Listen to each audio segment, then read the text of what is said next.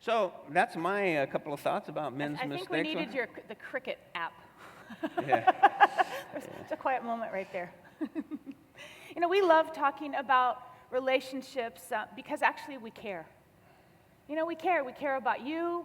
It is one of the number one prayer requests that we get is people, struggling in dating relationships and struggling in their marriage. And so that's why we bring, our almost 26 years of wisdom that we know in navigating a marriage. And, our prayer certainly is that it helps you. And that's why we're doing this series. We love it. All right. So to the unmarried woman, we actually have made some mistakes.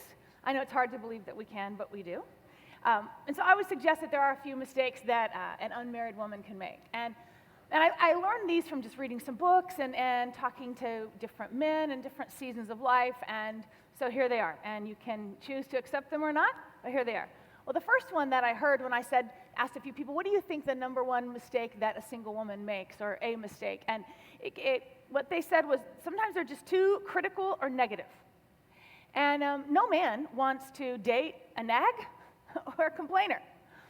And I told this to one woman one time, repeating this, and she said, well, look, that's just how I am. I'm just like a glass half empty kind of girl, and that's just how I am.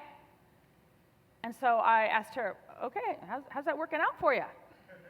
Right? Women, we have opinions about everything, from movies to people to clothes to what people should be doing. I mean, even things we know nothing about, we have an opinion about. And I'm just suggesting that you don't let every opinion you have come out of your mouth. Just a suggestion. Most men actually want to date someone with a great attitude and an open mind. Content people are attractive. Philippians 4, and I just want you to hear this scripture in terms of relationships. Philippians 4 says, this is Paul's writing, and he's saying, I'm not saying this because I'm in need. For I've learned to be content whatever the circumstance. I know what it is to be in need, and I know what it is to have plenty. I've learned the secret of being content in any and every situation, whether well-fed or hungry, whether single or married perhaps, whether living in plenty or in want, I can do everything through him who gives me strength.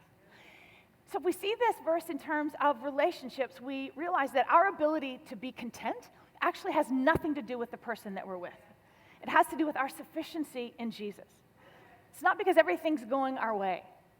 Neediness is not good. It's not good. It's not attractive. Having needs is okay. We all have them. And men like to feel needed, but they don't want to feel overwhelmed by your needs. And then something else, another mistake I think that perhaps single women and even some married women who will remain nameless can make is that we talk too much. For a guy, it's exhausting to go out with someone who talks all the time, about their job and their girlfriends and just the play-by-play of everything that happened. Don't go on and on about every detail. If they wanted to know it, they would ask. Men communicate very differently. They usually use fewer words. I was reading this book by Steve Harvey and came across this great example, and basically this That's is... kind of funny. What? Getting relationship advice. I know, from Steve Harvey. Yeah, this part was funny. That's all I'm going to say. But this is a great example. So here's an example of perhaps you, woman, beginning a conversation with your girlfriend. All right, so you walk into work and you say, I walked into work today, and before I could get to my desk, I saw Tanya walking over to the coffee machine, and when you know it, that girl had on the same shirt as me. And then your girlfriend says, you better stop it. Which one? Well, the blue one, the one with the orange flower print that I got from that store across town, the one that was on sale?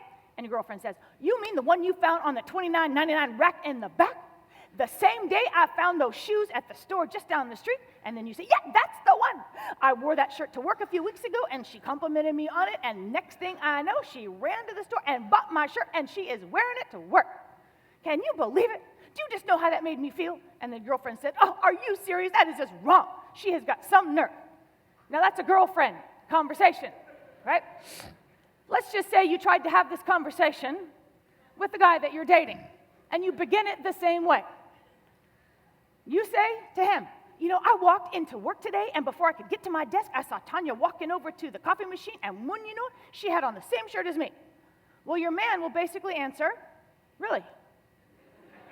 Don't wear it anymore. And he's done. And, and you know what? That's perfect. Yeah, it's not wrong. It's not wrong. You know, maybe instead of you doing all the talking, you should ask some questions. Draw him out a little bit.